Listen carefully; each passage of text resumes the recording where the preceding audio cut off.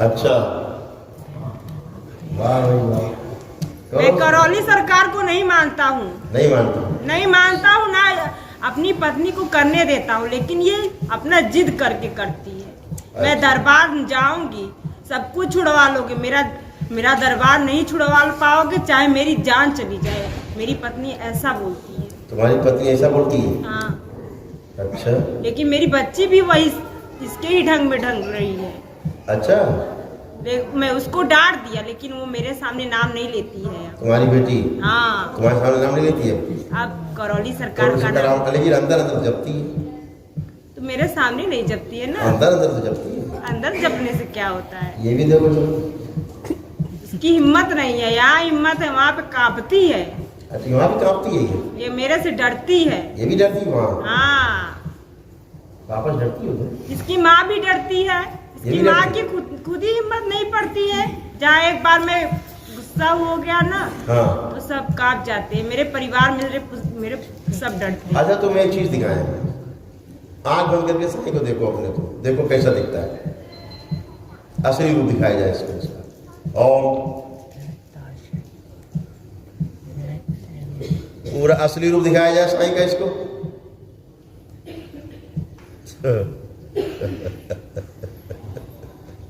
साईं नहीं आ रहा है। साईं नहीं आ रहा है? बुलाओ। बैरागी बाबा आते हैं। बुलाओ। अच्छा, बैरागी। बैरागी मेरे गांव में, बनारस में है? मेरे गांव में एकला गांव है मेरा। अच्छा। वहाँ पे उन्होंने समाधि लिया है। समाधि ले लिया था? और सबकी वो मन्नत पूरा करते, अच्छा, इसलिए तो सब उनकी कथा सुनते। बात सुनो, तुम साईं की पूजा करते हो, हमें कोई आपत्ति नहीं उससे, हमारी कोई आपत्ति नहीं। लेकिन मेरी पत्नी को तो आपत्ति है। वो मना कर। पत्नी को कष्ट है ना? मैं उसका कष्ट क्यों समझूं? अच्छा, उसका कष्ट क्यों समझे तुम? उसके माँ बाप समझे। जैसे उसके माँ बाप ने मेरे सिर मठ दिए, मैं 5 साल से झेल रहा हूँ। अच्छा, इसको 5 साल से झेल रहे हो? हाँ, झेल रहा हूँ। अच्छा। इसकी पत्नी ने बहुत तकलीफ दी है मुझे। अच्छा। हाँ। तो हम ये कह रहे तुम जैसे साईं की पूजा करते हो, तो आँख बंद करो, उसको देखो तो, कम से कम देख तो पाओ। यहाँ दिख ही नहीं रहे हैं ना। नहीं दिख रहे हैं? नहीं, मेरे मकान का मतलब है, वो मुझे कोई नहीं बंद कर पाएगा। उससे तो मैं जरूर जाऊंगा दर्शन करने। कहाँ? शिरडी जाऊंगा। शिरडी? मैं गुजरात से आया हूँ। गुजरात से आए हो? हाँ। गुजरात में रहते हो तुम? गुजरात में रहता हूँ, अंकलेश्वर में फार्मा लाइन में जॉब करता हूँ। जॉब करते हो फार्मा लाइन में, अंकलेश्वर में? हाँ। खुद का मकान भी ले लिया हूँ। वहीं अंकलेश्वर में ही ले लिया हूँ। अरे वाह, तो फार्मा कंपनी हो यार, यहाँ फार्मा कंपनी है, काम करो। लेकिन मेरी पत्नी मुझे इतना टेंशन देती है कि मैं कुछ कर नहीं पाता। लगता है कि मैं आत्महत्या कर लूँ। ऐसा लगता है अपने आत्महत्या कर लूँ। इतना कीटनाशक नाचती है। वो बोलती है मेरे यंत्र के साथ पूजा करो, दरबार चलो, बाबा की नमन करो, साईं की पूजा मत तो देखो, करो। तुम ये बताओ, जब से दरबार ये आई तब से कितनी अच्छी हो गई? इसको तो क्या अच्छी हुई है, मुझे तो विश्वास ही नहीं कोई है। कष्ट हो तो बताओ इसको मेन जड़ तो इसका लैट्रिन है। अच्छा, लैट्रिन बंद कर, किसने बंद कर रखी है? अब मैं क्या जानूं किसने बंद कर रखा। अच्छा, आग बंद करके देखो किसने बंद करके, दिखाई देगा तुम। इसके मायके के सब भरे हैं तो क्या होगा। अच्छा, मायके के भर गए? हाँ, सब मायके के ही। अच्छा, लाओ मायके के एक को तो आगे लाओ। इसके दादी हैं। अरे एक वो भी तो आगे लाओ ना, बताने से बोलने से क्या होगा? अगर कोई मायके के इसका कोई प्रेत, कोई पूर्वज इसमें आ सकता है, तो 1 लाख आके दिखाओ। आ गए। इसकी बड़ी दादी है। अरे कोई आए तो हमसे बात तो करे, कोई आवे तो देखे तो। कोई आ ही नहीं रहा है तो क्या? कोई आ नहीं रहा। अरे मूर्ख आदमी, कैसे आ सकता है? सील हो चारों तरफ से, चारों चारों तो सील है तुम्हारा, कोई नहीं आ सकता, किसी के मायके का नहीं आ सकता। तुम्हारा क्या, इसका क्या? इसके घर वाले क्यों बोलते हैं कि तुम्हारे यहाँ ही जाके ये ऐसा हुआ है? क्योंकि तुम्हारे यहाँ गंदगी थी, इसलिए इसको कष्ट हुआ। तुम्हारे डीएनए में है ना तो अब। हाँ, तो फिर आपके डीएनए में तो आपके जो पितरों को कष्ट था वो इसको होने लगा, इसीलिए आप शादी हुई और शादी के बाद बीमार रहने लगे। शादी के पहले तो नहीं बीमार थी। शादी के पहले बीमार नहीं थी, लेकिन जो इसका आ जाता था नीचे। हाँ, वो निकलता था। हाँ, वो निकलता था, लेकिन उसका ऑपरेशन तो मैं ही करवाया ना। जब शादी के 10 दिन बाद पता चलेगा कि बीवी ऐसी है, तो एक पति के ऊपर क्या बीतेगा?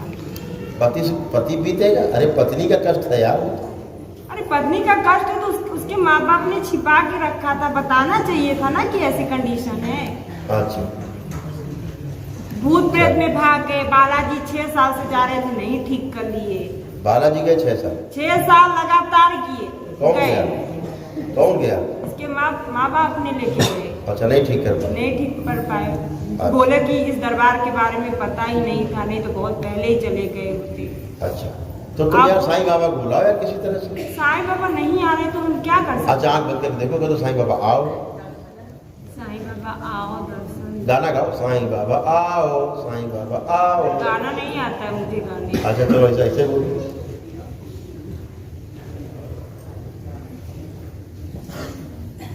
आ गए साईं बाबा, हैं? आ गए, आ रहे? आ गए। बुलाओ।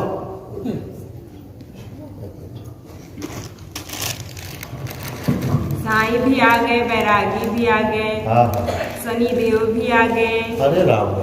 उस वहाँ जहाँ रहते हैं वहाँ पूरे भुवनेश्वर में जितनी मंदिर है वहाँ पे उनका हर एक जगह जगह मूर्ति रखा है, सब है, सब मेरे। होता क्या है, जब आप किसी का भी कोई भी आश्चर्य शक्ति है, कोई गंदी शक्ति है, आप उसकी पूजा अर्चना करते हो जानबूझकर चाहे अनजाने में,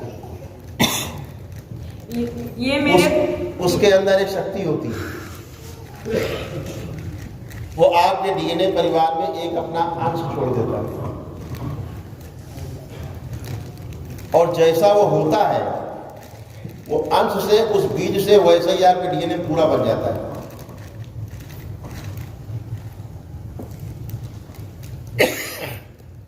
ऐसे करोड़ों लोगों ने जहां जहां दर्शन किए, जा जा करके गंदी जगह, सभी में उसका अंश विराजमान है के, और बन के घुस के अंदर बैठा है सब जगह। कहां कहां मारोगे?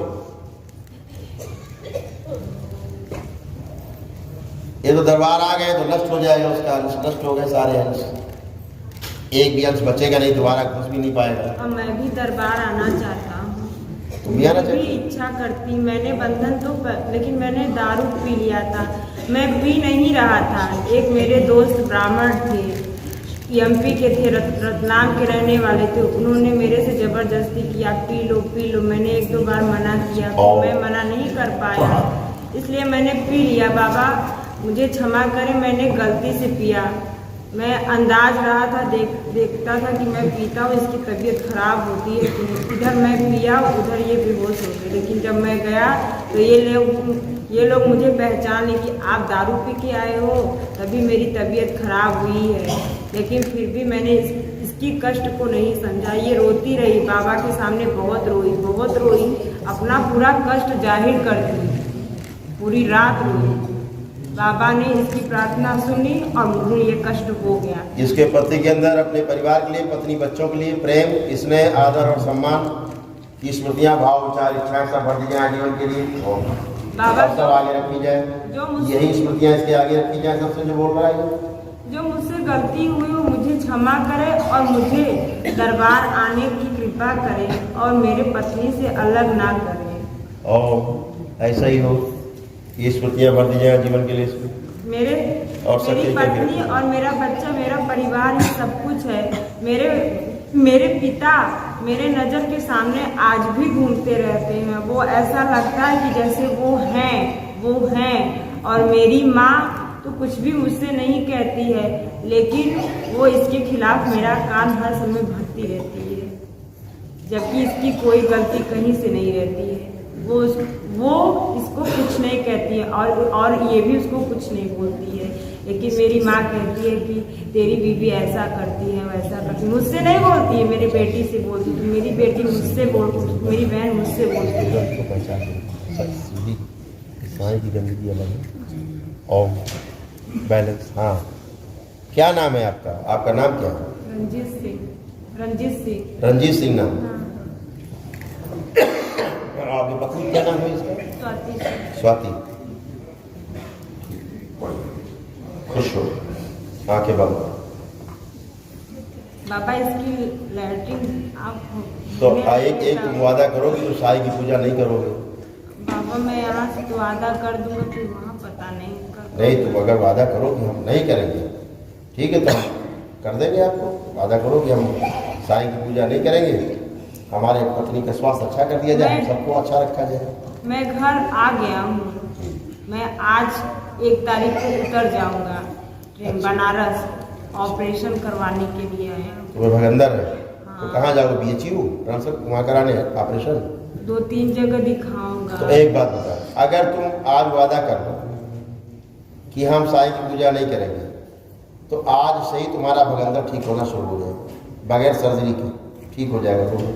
पर मैं तो बोल के आया हूँ मैं सर्जरी करवाऊंगा। जब ऐसे ठीक हो जाएगा तो सर्जरी की आवश्यकता है? तब आप मुझे दरबार तो ले आइए, तब इसी 10 दिन में आप मुझे ठीक है, दरबार इसके दरबार बुलाइए। आने की स्मृतियाँ इसी 10 दिन आगे रखी जाए सबसे।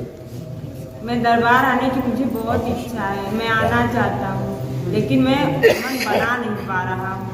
मुझे इसी 10 दिन के अंदर बुला लिया जाए बाबा। मैं इसी 10 दिन के अंदर आना चाहता हूँ और मेरी सर्जरी होने से पहले। बैलेंस तुम छोड़ दोगे, भगंदर ठीक हो जाएगा, नहीं तो भगंदर कभी ठीक नहीं होता, ध्यान रखना। एक बार सर्जरी कराओ चाहे 4 बार कराओ, जिंदगी भर कराते रहो, और ये जो गंदगी है तुम्हारा ठीक भी नहीं होने देगी। मेरी पत्नी बोली कि आप चलो दरबार, आप ऑपरेशन ना करवाओ, पहले गुरुजी से मिलिए, आपका भगंदर ठीक हो जाएगा। आते ही उसी दिन तुम्हारा 50% ठीक हो जाएगा। जिस दिन आओगे दरबार में, आते ही उसी दिन 50% तुम्हारा भगंदर उसी दिन ठीक हो जाएगा। आप 10 दिन के अंदर आप मुझे बुलाइए। चलो ठीक है, आइए, आंखें बंद, इसके पति को वापस भेज दिया जाए। और बैलेंस, जो पति की स्मृतियां छूट गई उसे वापस भेज दी जाए उसकी। और बैलेंस,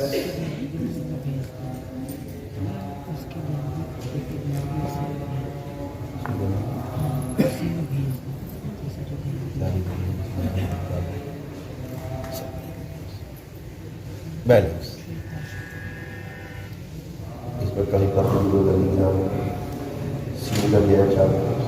3 बार बोलो नमः शिवाय। स्वाति,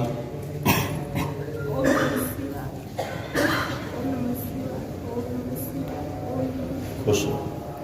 क्या नाम बेटा आपका? स्वाति। पति क्या नाम है? रंजीत सिंह। खुश। बहुत कष्ट देते हैं, कोई बात नहीं, अच्छे हो जाए, ठीक है, खुश हो।